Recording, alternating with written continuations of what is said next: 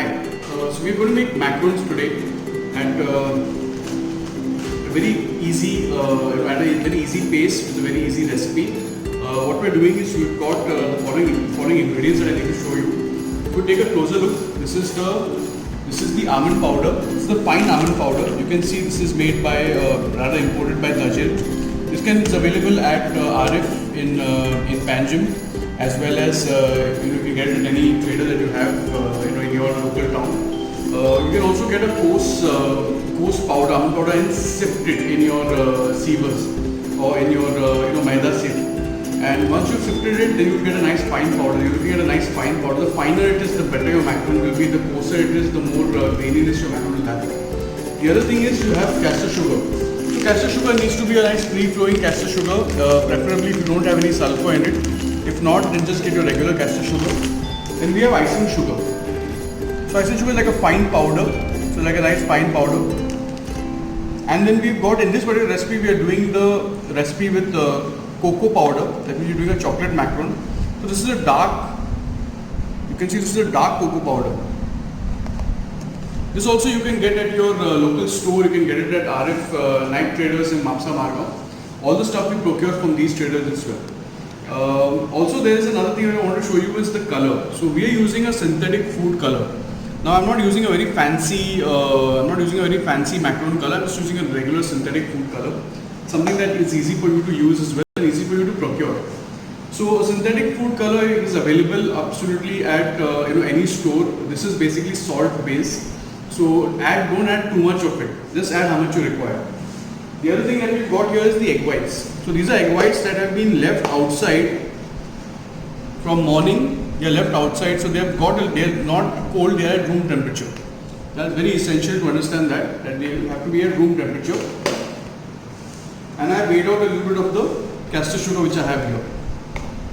What we've also done is, in the recipe, we've got a combination of the icing sugar, almond powder, and a touch of cocoa powder that we have sifted individually and then mixed it up together. We have not sifted it together. We've sifted it individually. That is the icing sugar separately, the almond powder separately, and the cocoa powder separately, and then we mix it up together, either using a whisk or your hands. So we're going to get started in just a bit. I'll show you the equipment that we need as well. So you need to have a liter jug. You need to have a disposable plastic bag or any kind of a plastic bag with a small fine tip nozzle. The fine tip nozzle is very important if you're using a plastic bag. If you're using a cloth based bag if you've got a dedicated bag, silicone bag, then you can just slip it to approximately if you can see this closer, you can see this is almost close to like a half centimeter mouth opening. Yeah? That's very essential so that you get more control on your piping. Apart from that, we also have a simple bowl, a spatula, and we have the whisk attachment on the KitchenAid. So we have the whisk attachment on the KitchenAid. Apart from all of these things, you also need to use a nice tray. Get a nice flat bottom tray. So nice flat bottom tray, and you need to have a good silpat there. If you have OTG, you can also replace that with a good quality parchment. But I recommend using silpat so that you don't have to incur a high cost of replacing parchments again and again. This can be used to just wash and reuse up to 500-600 times depending on the quality of the silpat. Also, what you can do with the silpat is you can get a few elements on the when you're piping it. It's more easy for it to release from this. So you can pipe with elements. You can add things like poppy seeds and things on top of your macaron. It gives you more dexterity to work with. So nice lined up. Everything is ready. Now we're going to start the demo. So I'm just going to get rid of all of this first. These are the back.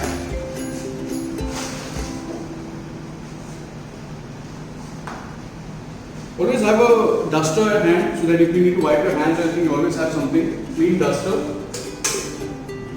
One more thing I wanted to make sure is you can just check the bowl, it's clean and it's dry. It should not be moist. There should not be even a touch of moisture. Sometimes people wash it and they just wipe it, and there are still streaks of moisture inside that creates a lot of problem for the egg whites.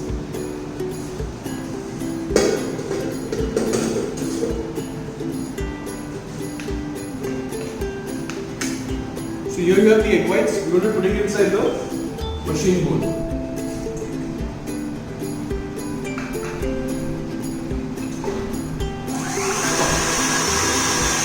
Here close-up of the machine bowl. So you can see that the eggs are frothing.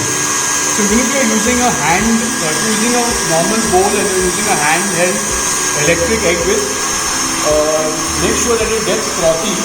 Once it gets frothy, then you can add in the sugar. This is caster sugar.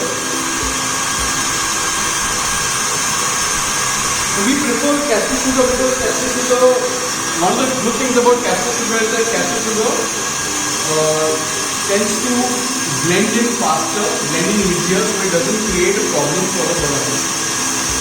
It doesn't leave some kind of chunks in the meringue, so that's a problematic situation.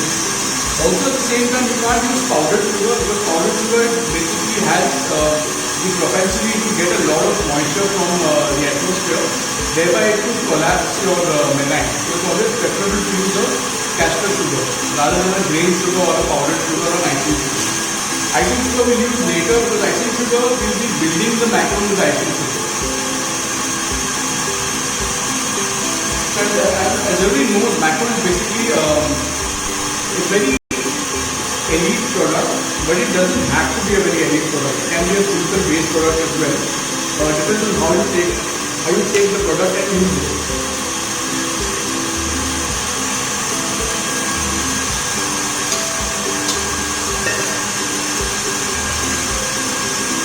For the color, now in this particular recipe you don't need color, but in case you want to get a rich maroon color from this particular recipe, then you can add a little bit of raspberry red powder. Just take a knife tip of it.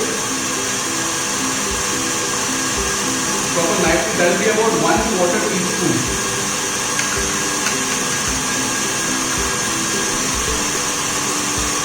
You can add more color if you want a more deeper shade.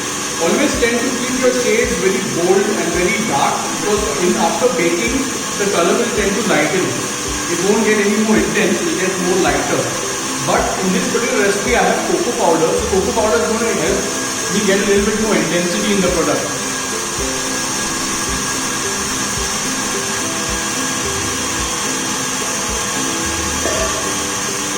You want to keep whisking this. I'm putting a couple of close up and just check it. You can see that it's whisking well.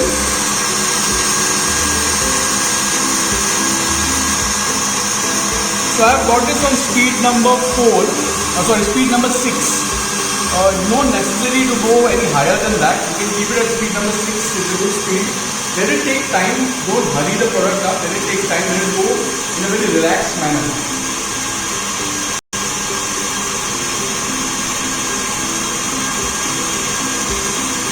You want to make sure that the egg whites are, the meringue is a little stiff so that you fold the material in, that the dry ingredients in. You want the product to not collapse. You want some strength to be inside the product. A lot of times people tend to use egg white powder for additional stability.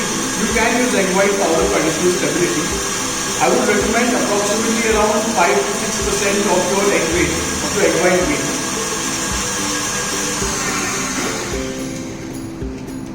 So this quickly done. You can see the peaks. Another technique people say that should not fall off nothing should fall off the bowl. Yeah. So you want to take out everything into this bowl here.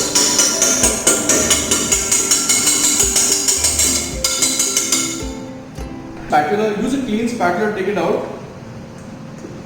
If you use a clean spatula and you don't dirty this bowl, you can use this bowl again for another batch of meringue without washing it. Just like a hack.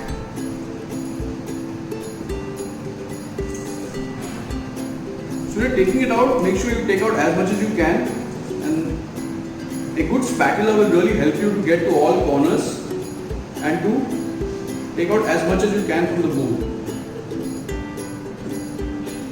Clean bowl, we'll put this back so it doesn't get dirty.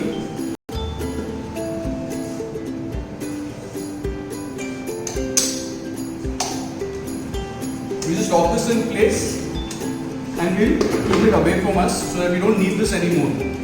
Now the focus is going to be here. We're going to be taking some amount of the meringue and mixing it with the color. A lot of times people ask me, can I use color gel, can I use liquid colors? If you're using a French meringue technique, always prefer to use synthetic food color powder. Do not use either a fat soluble or any kind of a liquid coloring agent, because it tends to break down the French meringue. And once that breaks down, then you will get a very sloppy consistency, a very liquid consistency. Again, here what you need to do is just mix this up. Now we are mixing this up separately because we need this product to blend in very well with the meringue. You see, the problem with color powders is if you add color powder directly in this, it will start to give you little dots, and that is what you're trying to break down in this particular step. Now this is a simplistic meringue. I mean, don't complicate your life any further. Something that you can really make at home. It's very simple. It just needs a lot of patience and you need to be very, very gentle. You can't be aggravated when you're doing this product. It has to be very relaxed.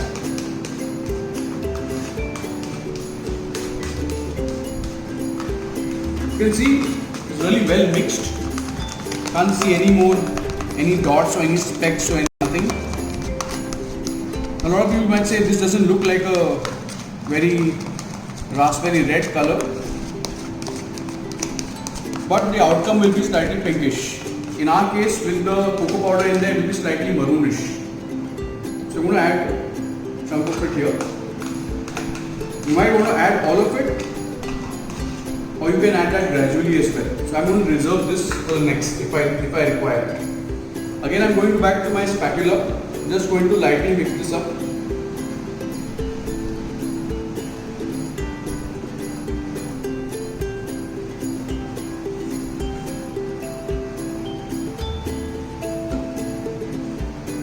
Try to keep everything to the center, bottom of the bowl, so that everything is not going to the bottom, nothing is sticking to the surface.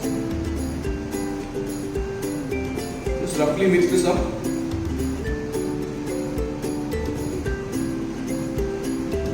You can see that it's roughly mixed up. So I haven't used any cut and fold method at this stage. I'm now going to add the dry ingredients and then use a cut and fold method. So to take the dry ingredients, just toss up the dry ingredients so that if there's any lumps, you can see the lumps at this stage. Just run your hand through it if you feel a little insecure or if you feel that there are lumping. Same, for example, in Goa, we have this massive problem with humidity. We have like an absolutely high humidity here. So in cases that you live near the coast or you're in a very high humidity zone, you might want to just mix this up before you add it in there. If you form away from the coast where you don't have a lot of humidity, it won't make a difference to you. It won't really stick that much. So this is nice and, you can see it nice and free flowing. This free flowing is what you require. Without this, it might lump in when you're adding it into the meringue. So we're going to add half of it in there. Adding half of it, I'm going to try to take 6 turns. Now if you have dexterity, that means you can do a full hand movement, then you need to do it this way. You might want to focus here. So it is a full hand movement. 1 full turn and cut. 1 full turn and cut. If you do not have that dexterity, you cannot do a full turn like that. And if you cannot do a full cut like this, then you can do half turns and turn the bowl.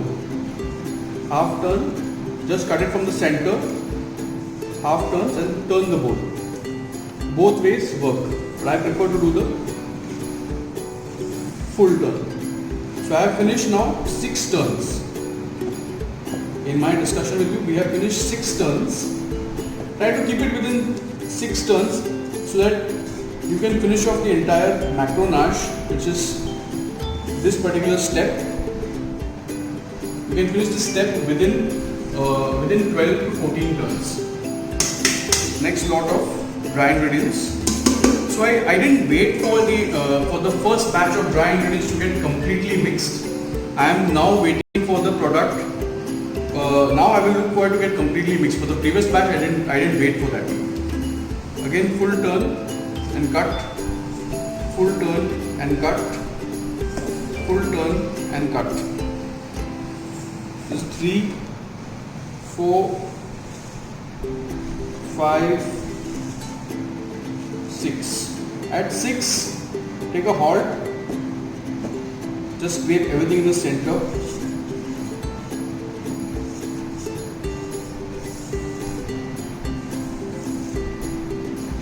See, just check at the bottom. Check at the bottom if there is anything left. So I have done about 12 plus 1, 13 turns. Now I feel it's not yet done. So you notice there are little specks of, little tufts of white meringue everywhere. Just break it down. Now this doesn't constitute a turn, but you just break that down. That will help you in avoiding too many turns.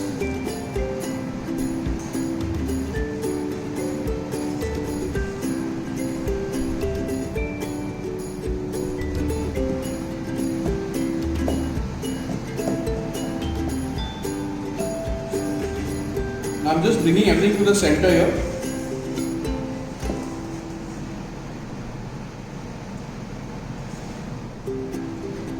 If you notice, it's really sticky. It has a nice shine. If you can close up here, you can see that it has a nice shine on the surface here. This shine is very important. Without this shine, it will not denote that your mixture is well mixed. The shine means it is well mixed, and it can be given a couple of more turns before it goes into the piping bag. So in total I have finished 17 turns, and at the end of 17 turns you need to close up and just check into your product, see how it sits. So when you lift the product and drop it, notice how it sits. I'll do it again. Drop it and notice how it sits. If it sits gradually like that, that means that the product is good. If it doesn't sit gradually, that means the product is not good. So again, we'll just drop it and check. Gradually sitting down. That means the product has got enough of base, enough of strength to hold on to a shape. If it's too runny, then it will become completely flat. If it's not setting at all, then it will not give you a very good, it will give you a lot of marks when you pipe it. A little bit of a fluid consistency is desired, so you get a nice flat top surface.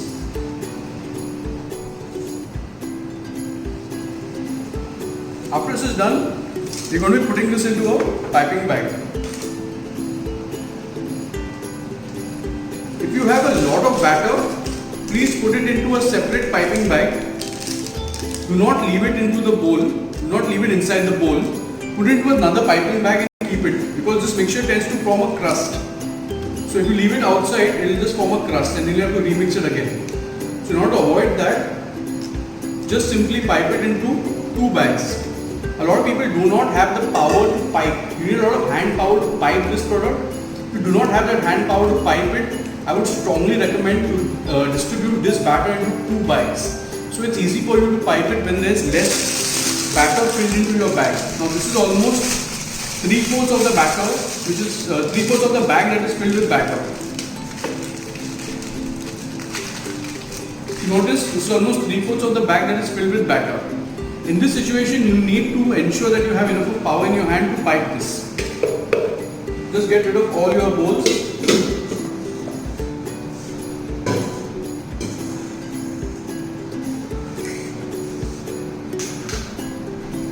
Keep your area clear. And we will get our scissors.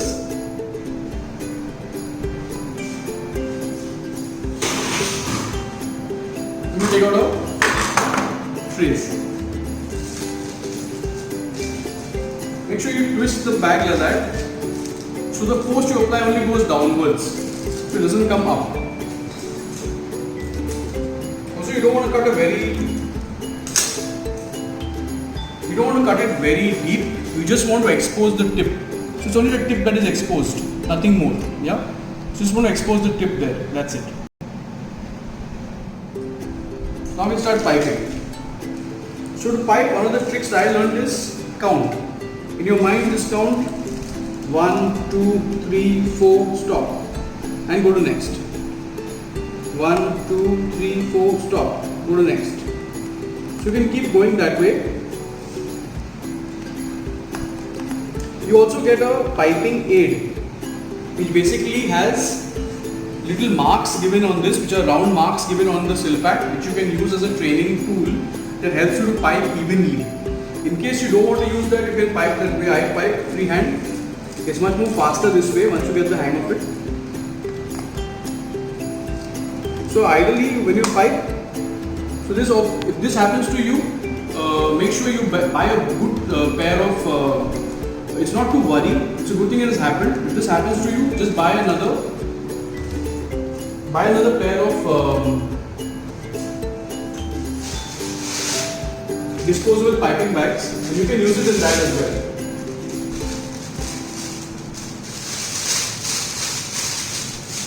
That's good enough to go for next. In the event that this happens, don't again worry. You can simply scoop it up. Simply just scoop it up like that. So if you encounter this kind of problem, see, because these piping bags are very cheap quality, you might want to be a little careful when you buy these piping bags. But if you don't have an option, like you do not have much of an option here in Goa, so what we do is we tend to either duplicate the bag like that, use two of them, and if an incident happens like that, don't really worry, just rectify it.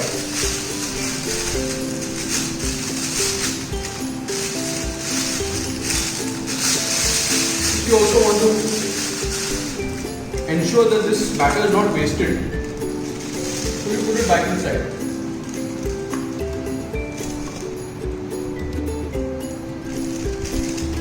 So, used.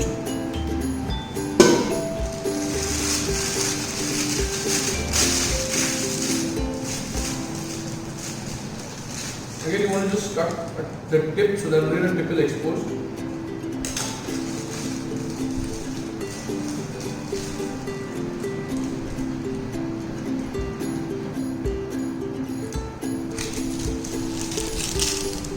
Ensure that the batter is coming out smoothly.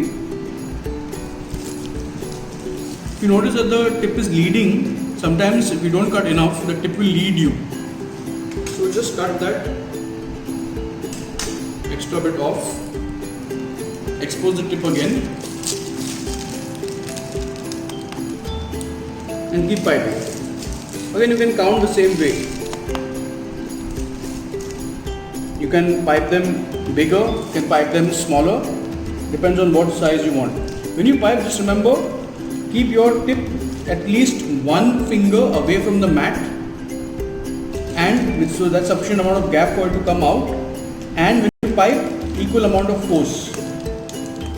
When you stop, completely stop and go to the next. So don't lift your tip on top, just go to the next. That will give you an easier way to shape the product. Stop, go to next. Stop, go to next. Stop, go to next. Stop, go to next. Keep piping.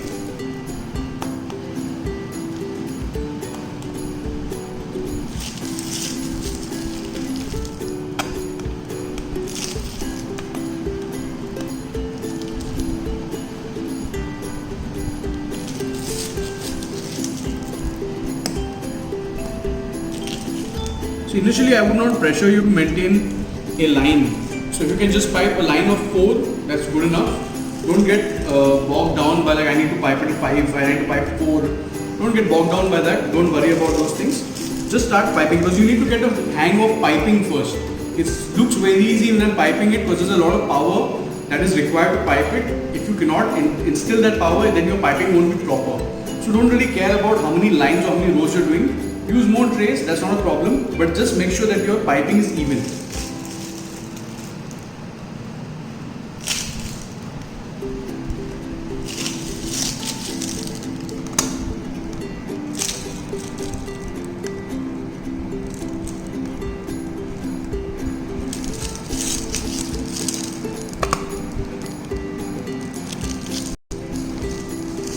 Batter which is left, I'm going to pipe it on another tray.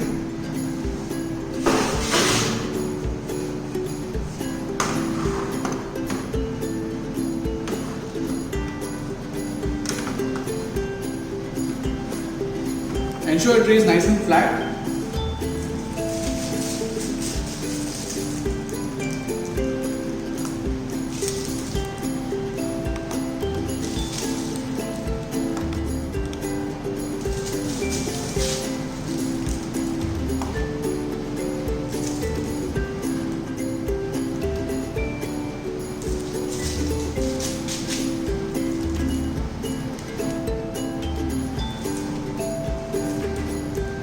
Squeeze out every last drop.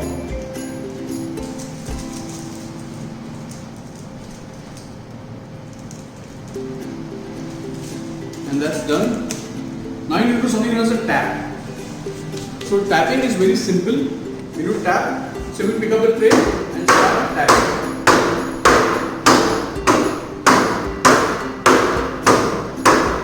You do it about 10 times.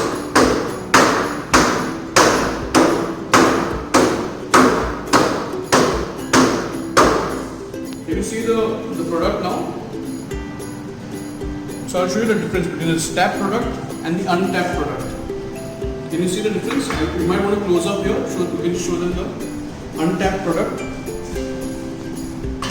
Pick it up. So you can't pick it up like that. If you can't do that, then you can also tap it on this.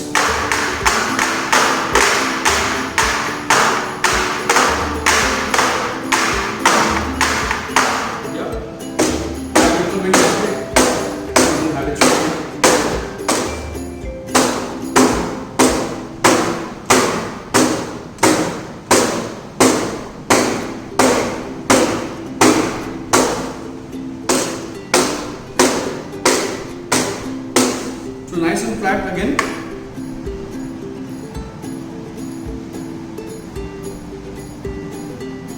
Nice and flat. And we're going to put this for crusting. Now we're going to crust this in an AC room. We're going to be crusting that in an AC room for approximately an hour. It might need more time if you come from a humid place. If it's a drier place, it could take about 40 minutes to half an hour.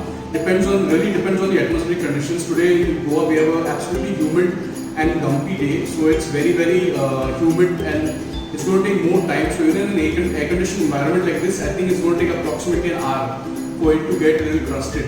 So we're going to pause now. We're going to come back after and check that particular crust in an hour's time. We've kept this for crusting under the AC at the lowest temperature. I've kept the ACs at 18 degrees. And we've crusted them for approximately half an hour. So this was basically kept outside for about 1 hour, 1.5 hours. This is kept outside for about 45 minutes. So you can see the crust. See, the crust has become nice and hard. So once it's crusted, it's not sticking to my hand. You can even pat it like that, it's not getting deformed or anything. This is done. This has become a little harder. So this is, I'm even hitting it. So you can see I can hit it like that and it's not going to deform it too much. So that is, if you keep it for a long time, the product is going to get well crusted. So you need to crust this very well. Now we're going to put it.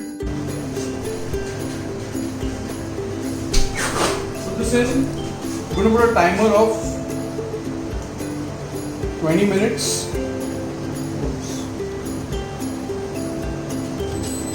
At 130, which is approximately 150 in your ovens. My oven 20 degrees more. If I put this at 130 degrees, 150. Yeah.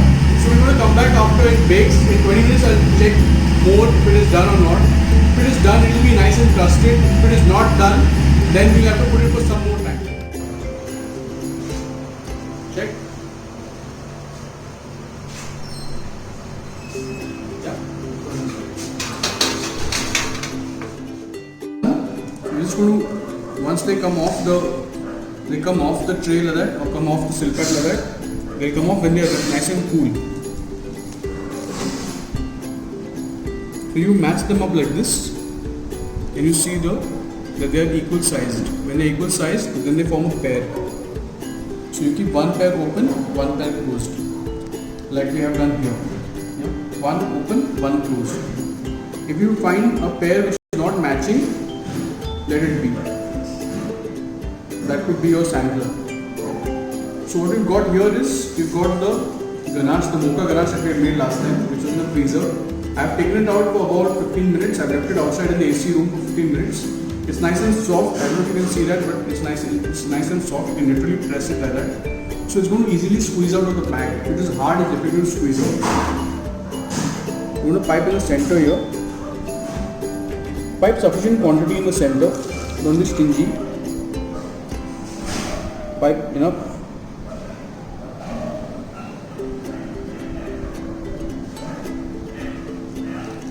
Yeah. That's the excess ganache. What we're going to do is we're going to take these together and we're going to twist them like that.